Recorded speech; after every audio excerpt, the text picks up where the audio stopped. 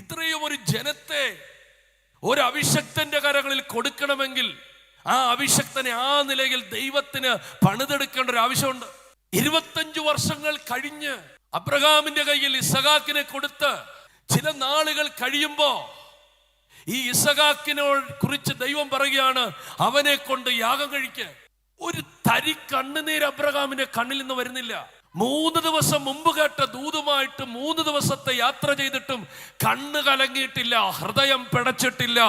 അവൻ പാട്ടുപാടിക്കൊണ്ട് ആ മോറിയ മലയിലേക്ക് പോകുമ്പോൾ ദൈവം പറയും, ഇതാണ് ഞാൻ 25 വർഷം കൊണ്ട് വാർത്തെടുത്ത അബ്രഹാം. ഇങ്ങനെ ഒരുത്തിനെ കിട്ടാനാണ് ഞാൻ ഇത്ര വർഷം കാത്തിരുന്നത്. ജസ്റ്റ് ഒരു മൂക്കിപ്പനി വരുമ്പോഴേ വേദപുസ്തകം അടച്ച് സ്തോത്രം സിയോൻ ഗീതാവലി എടുത്തെറിഞ്ഞ് ആമേൻ കണ്ട പാസ്റ്റർമാരെ എല്ലാം ചീത്തയും പറഞ്ഞിരിക്കുന്ന നമ്മെ അല്ല ദൈവത്തിന് ആവശ്യം.